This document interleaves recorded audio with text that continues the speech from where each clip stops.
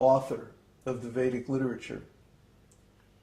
He's the original teacher and the original father also. One of his names is Prajapati, which means like the grandfather or the original ancestor of everyone. So Vyasadev's, his representative, gives the Vedic knowledge according to the parampara system, where the knowledge is passed down from guru to disciple in an unchanged way. And what guarantees that the knowledge is unchanged is that the disciple must attain self-realization.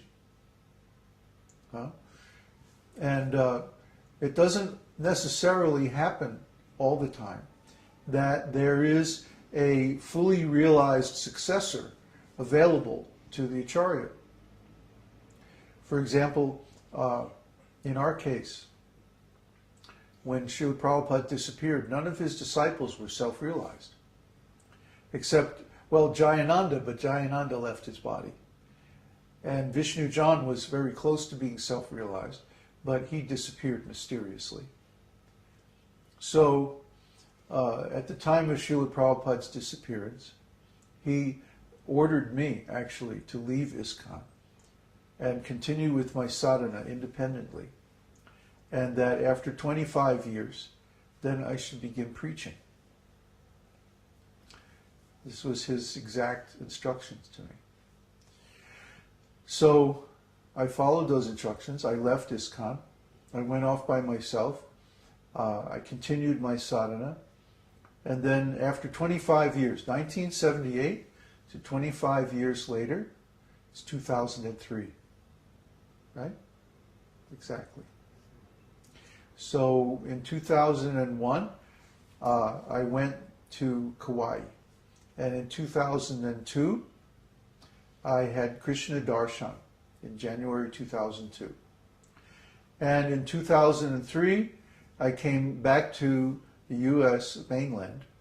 And in San Francisco, I had another experience revealing Narasimhadev as my Ishtadevata. So since that time, I have been completely self-satisfied. Atma Ram. That means, Atma means soul or self, and Ram means pleasure or satisfaction. So since that time, I have had no lack of self-satisfaction due to spiritual realization. So I decided to put my full time and energy into preaching, teaching this esoteric teaching. So all of this is simply the blessings of my spiritual master. The fact that we have such a nice internet presence, that we have so many books published, even Vedanta Sutra, the fact that we have so many nice disciples, especially these 4 boys here who dedicated everything to helping us preach. This is very wonderful. 2 or 3 years ago, I couldn't have imagined that this would happen. I mean, even last year, what were we doing last year at this time? Had Florian come yet? Yeah, he was about to. He had just come, or he was about to come? You're about to head off to the wilderness. And we left, I think, on March 6th or something like that, to go to Katimako. But there wasn't any Guru Puja or any Vyasa-puja or anything like that. Actually, of course, Vyasa-puja is supposed to be very elaborate with all kinds of ceremonies and stuff, but we're not so much into ceremonies. We're more into the real day-to-day experience of spiritual life. And just the fact that these 4 disciples are here and they've given everything without any reservation, and they're simply helping with our preaching work, this is enough. We don't need any big ceremony. I don't know why they did all this. It's very nice, though. Where did you get all these flowers? Went to downtown. Went downtown at the market? The big market? Yeah. Downtown there's a big market where you can buy everything. all kinds of, whatever.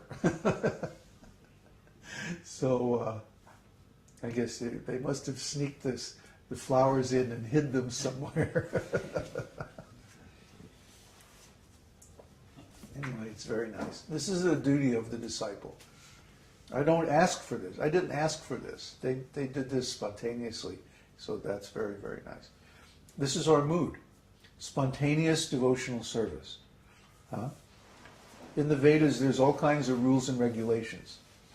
Get up at this hour of the morning and chant this mantra, and then take bath and do so many things and put on tilak with all kinds of mantras. And there's a mantra for everything. And if you follow this Panchatriki Vidhi, then all day you're simply doing regulated activities and chanting mantras composed of the Mula mantra, the seed mantra, and then the holy name of the Lord. A bona fide mantra consists of 3 parts. A seed, and then a holy name, and then there's some service relationship. For example, whenever we offer something to the deities, we chant a mantra composed of a seed. A seed mantra is usually like Om, Kling, Hring, Shring, Aing, Hring, so many others. Shrom. And then the article is worshipped. Like if we're offering food, we say Etat Nevadyam, and then we say the name of the deity. Like Shri Shri Nitai Gaur or Radha Krishna or whichever deity we're worshipping. So in that way there are hundreds of mantras, hundreds of bona fide mantras for worshipping the Lord. And these mantras are chanted constantly in the daily activities of offering these different forms of worship. And this itself is a spiritual path. The path of Archana. You know that verse? Shravanam, Kirtanam, Vishnaho, Smaranam, Vandanam, Dasyam. Vandanam means worship. So the path of worship, one of the 9 bona fide performances of devotional service, starting from hearing, chanting, remembering, like that, is this Vandanam, the ceremonial worship of the Lord. But in this age, Vandanam is very difficult to do. There's almost no one performing this Vandanam process accurately. According to Hari Bhakti Vilas, there are 3 standards or levels of worship of the Lord. You can worship with 8 items, you can worship with 16 items, or you can worship with 64 items. And of course the worship with 64 items is very elaborate, very expensive. Practically only a king would be able to support it. You know, a whole kingdom, the resources of a whole kingdom would have to be pooled to build a beautiful temple and install beautiful deities and worship them according to the highest standard of Panchatriki. Plus you would need a whole group of brahmanas and a self-realized spiritual master directing the whole thing. It's a big, big endeavor. So in Kali Yuga, this is practically impossible. Practically impossible. I mean, someone like Śrīla Prabhupada, with the extraordinary power that he had, he could establish so many temples. But for an ordinary spiritual teacher or guru, it's hard to establish even one temple, even at a very low standard. We're not even following the standard of 8 substances, or 8 articles of worship. So because we're worshiping Gaur Nitai, they're very merciful, and there's no offense. So this is because we don't consider ourselves to be full guru, like Srila Prabhupada, Acharya. We're more like a monitor guru. Srila Prabhupada mentions this. Well, I could only find 2 instances of it in the Veda base.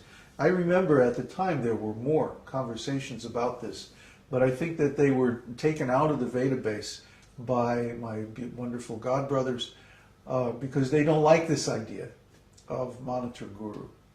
But it's very appropriate for us because we're all, from Western countries, Western civilization.